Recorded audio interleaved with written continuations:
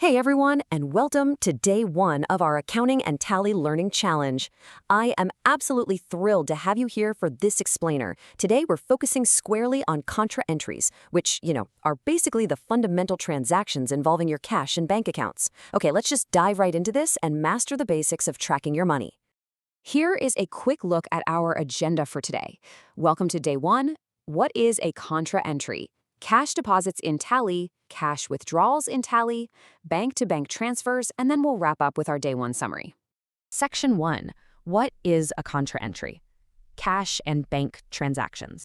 So a contra entry is a transaction that indicates the transfer of funds strictly between a cash account and a bank account or between two different bank accounts.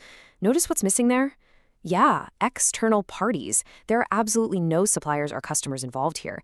It's really a zero-sum game for your business's overall wealth, meaning your total assets don't actually change.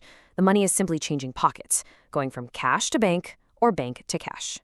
Now, to really wrap our heads around this, we need to quickly revisit the foundation of bookkeeping, the 3 golden rules of accounting. While rules 2 and 3 are incredibly important for personal and nominal accounts, I want you to focus heavily on rule 1 right now, real accounts. So, tangible assets like cash. The rule is super simple. Debit what comes in, credit what goes out.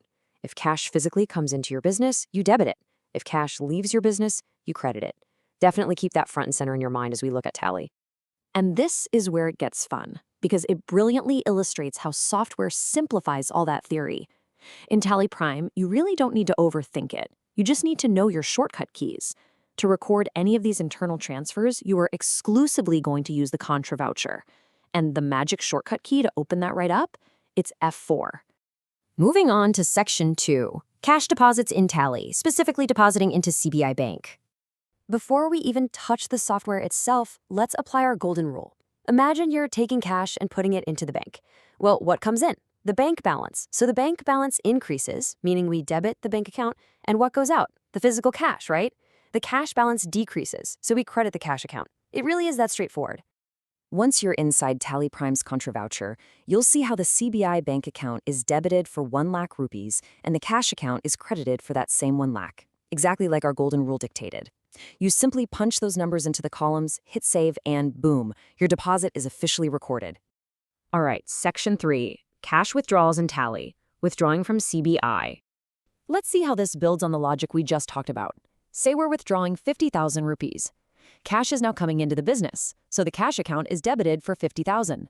The money is going out of the bank, which reduces the balance, so the CBI bank account is credited for 50,000.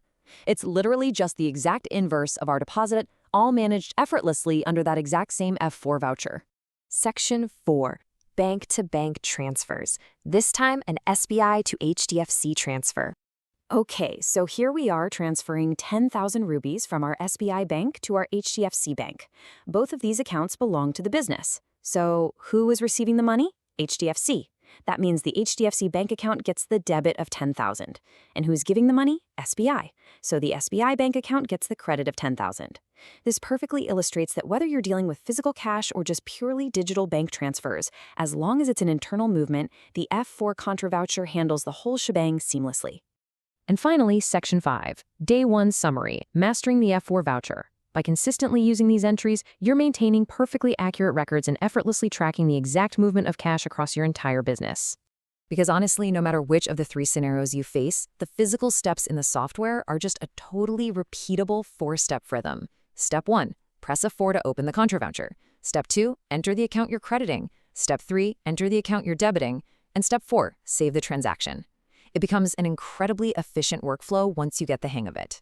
Now, understanding the theory is one thing, but actually doing it is another entirely. So here is your task for today. Open up your software and try creating these 3 exact contra entries using the F4 voucher, a deposit, a withdrawal, and a bank transfer. Getting completely comfortable with these fundamental movements of cash is absolutely crucial. It's the key to unlocking the more advanced accounting stuff later on. So, are you ready to take control of your accounts? Get in there and start practicing, because once you've mastered tracking your own money, well, what happens when external parties like your toughest vendors or your biggest clients enter the mix? We'll be tackling exactly that next time on The Explainer.